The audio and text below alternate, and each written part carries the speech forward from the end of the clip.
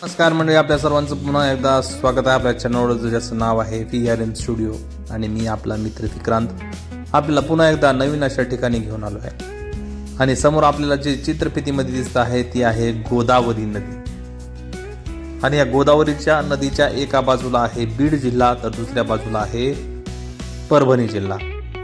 आणि या ढालेगाव या ठिकाणी आपण आलो आहोत. आणि हे ढालेगाव मधलंच एक ढालेगावचं ग्रामदैवत असं श्री ढालेश्वर मंदिर या ठिकाणी आपण आज आलेलो आहोत.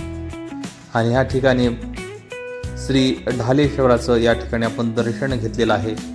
आणि हे ढालेश्वराचं मंदिर हे आहे अगदी गोदावरीच्या तटावरती. आणि या मंदिराच्या मागच्याच बाजूला धरणाचा असा मोठा असा भाग आहे. आणि त्या ठिकाणी निसर्ग संपन्न असं वातावरण आहे. आणि समोरच्या बाजूला जो तुम्हाला पायऱ्या दिसतात त्या पायऱ्यावरनं जो धरणाचा भाग आहे तो आहे. आणि अतिशय छान आपलं दर्शन श्री ढालेश्वराचं झालेलं आहे.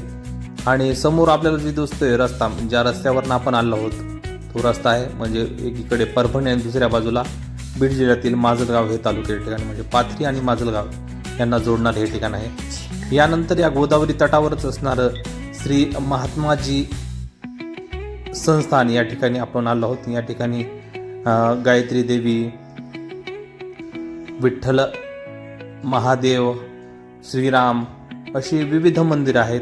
तसंच मागच्या बाजूला जसं की आपण गोदावरीला जसं पैठणला आपण म्हणतो की दक्षिण काशी आणि गोदावरीला दक्षिण गंगा म्हणतो, तर त्या पद्धतीने जसं काशी येथे आपलं संस्कृत विद्यापीठ जे आहे तसंच या मंदिराच्या मागच्या बाजूला संस्कृत शिकवण्यासाठी या ठिकाणी मोठं विद्यालय आहे. आणि अतिशय सुरेख आणि छान आपलं आज या ठिकाणी दर्शन झालं आहे.